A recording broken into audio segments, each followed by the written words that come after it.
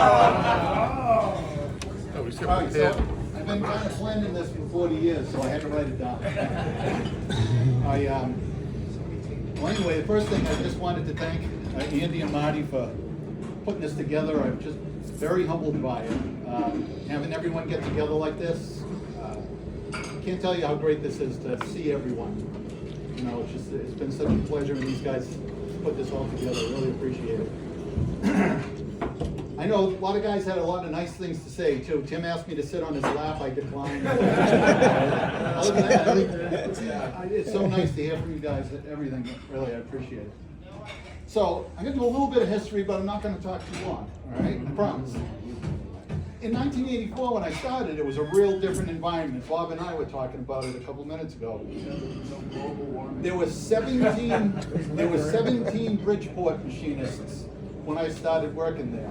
There were 8 guys on manual lathes. Sorry, only machinists are gonna appreciate this, but That's true. 8 guys on manual lathes. There were 4 other guys on small lathes.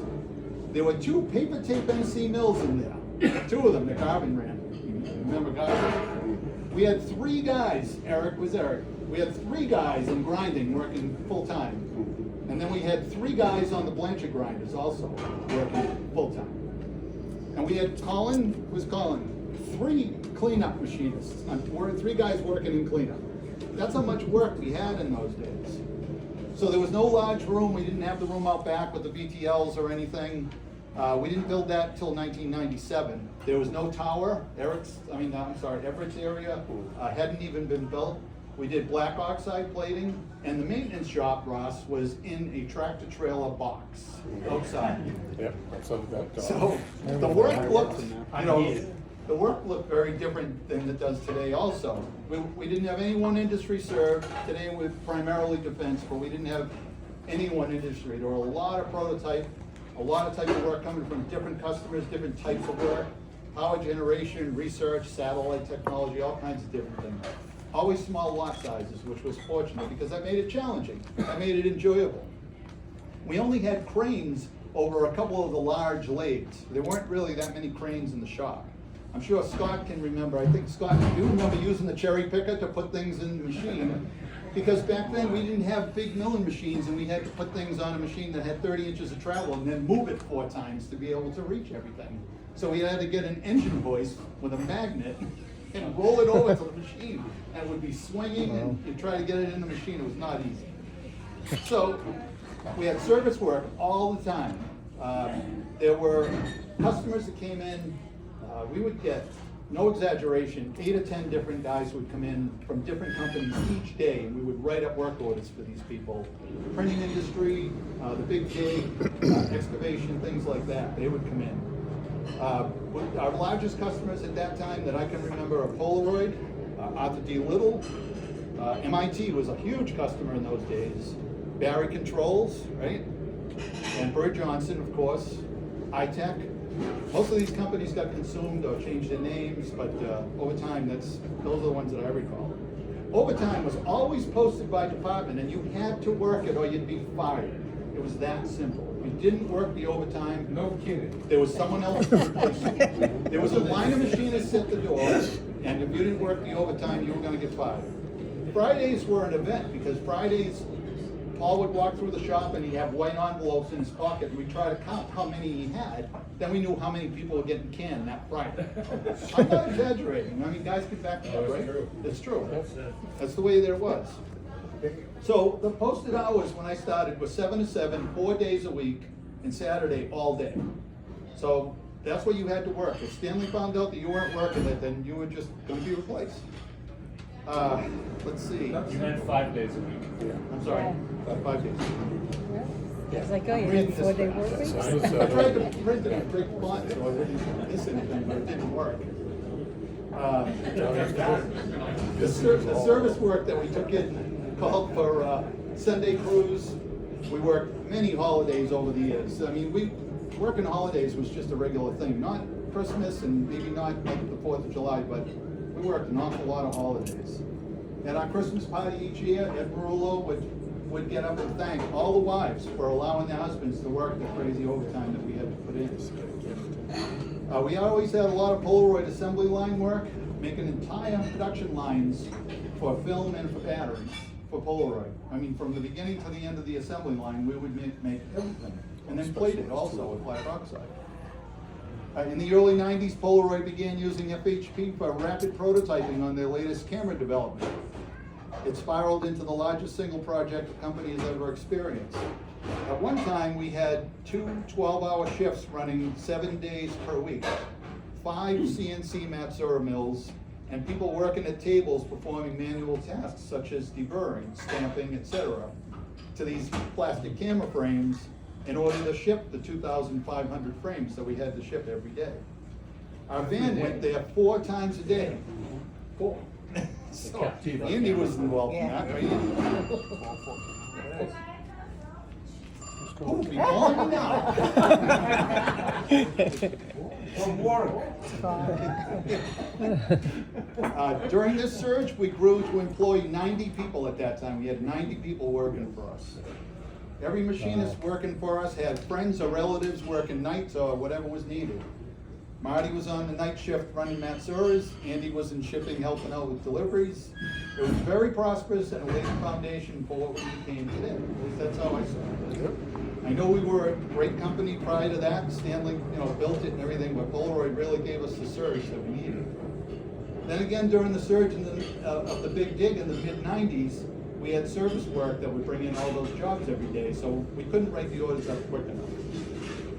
So I jotted down a couple things that I don't miss. Here's number 1. Well, it's not people, I'm not gonna name them. That's the things that I won't miss. Complaints. Hearing complaints. Lame excuses. Reasons that don't make sense. And above all, Route 24. Yeah. I won't miss that. So, individual things, I do have a couple things named for people, I guess. I will sincerely miss Chris Costa's morale-boosting suggestions. Absolutely will miss that. I don't know how I'm going to get through it without. Look, he smiled. He smiled. Wow. Everybody look, he smiled. Wow, take a picture. Mike Mullins and his incredible memory. Unbelievable. That guy can remember every mistake I've ever made. I'll miss both Phil and Everett's tireless energy and optimism. I'll miss Gary's talent for machining and occasional whining. Occasional whining. Maybe more than that. I'll miss Scott's attention to detail and his different perspective. I'll miss Colin's willingness to be the best coworker any guy could ever ask for. I'll miss Ross's calm demeanor and can-do attitude. Thank you, Ross. Big help. I will definitely miss Bill Foley's wisdom. Above all other things, I probably went to him more times for just advice on what do you think I should do? And he would have this thing, this wisdom that he comes up with, and he'd be like, you ever think of this? You ever think of that? And I'd be like, wow, that's a great idea. So if I look good, I guess a lot of that came from Bill and his ideas, because he did help me a lot over the years. Thank you, Bill. Thanks, Billy. I'll miss Brian Gallagher isn't here, I didn't know that, but I'll miss his no-nonsense approach. Just right on logic all the time, coming up to Central, no, this is it, right there. I'll miss Ricky Martin for his help that began on my second day at FHP. Where is Ricky? My second day at FHP, I was on a Bridgeport, trying to look like I know what I was doing. Ricky came over and it started then. He said, try this. I was drilling a series of holes on one part and then putting another part in. He's like, no. Put one part in, drill one hole, and then just do it like this and you get a better rhythm. That helped. It went on for years and years. I can't thank you enough, Rick. I'm sure that everyone in this room feels the same way. All of us. You've given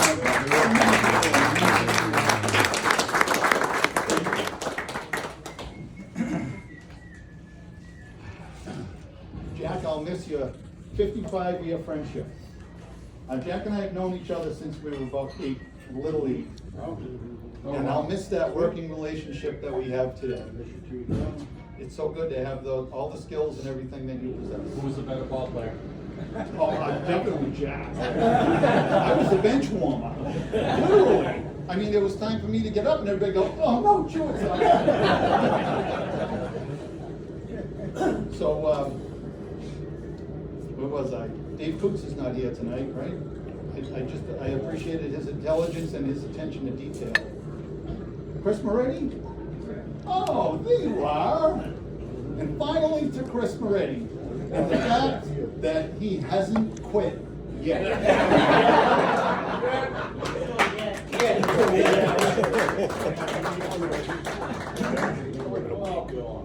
But most of all, I will miss the fact that all of you worked so hard and over the years helped me to succeed and make the company better.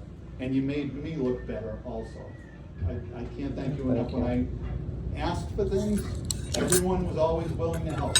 I tried to be there for all of you, and you were there for me, and I can't tell you how much I appreciate that. People would say, how come you don't lose it? How can you keep this all together? And I'd be like, oh, because look at the team we've got, you know? That team approach is what you need. You don't ever want to stop that momentum. You want to work together. You want to help each other. Teach those that have not yet learned, and look for others that can prosper from your skills. The whole idea behind the pipeline and the apprenticeship, of which we have several in the room right now, is that we can fill that pipeline. And I've said it to Marty and Andy several times, if there was one thing I could get out of retiring, it would be knowing that that pipeline is still continuing, and that we're teaching apprentices how they can prosper in such a good trade, working for such a good company, that it's worthwhile. So whatever you can teach people, please do. Candidates that can follow in your footsteps and achieve the quality that we or I can brag about. I've said it before that I can go to a customer's site and look at pallets full of parts, and I can pick out, right, Mark? You can pick out from feet away what FHB manufactured because of the quality that everyone in this room achieves. And you should be proud of that. It's a good thing. When people hear Peterson Machine, they don't question, you know, are they gonna be able to do this job? It's more like, let's send it to Peterson, they take everything. It's more like that because you people handle that type of work. So again, Stanley's not here for me to thank. Him and Paul Lecasello gave me the opportunity that brought me here today. I owe an immense amount of thank you to them. More importantly, to my beautiful wife, Laurie, for putting up with me through all these years.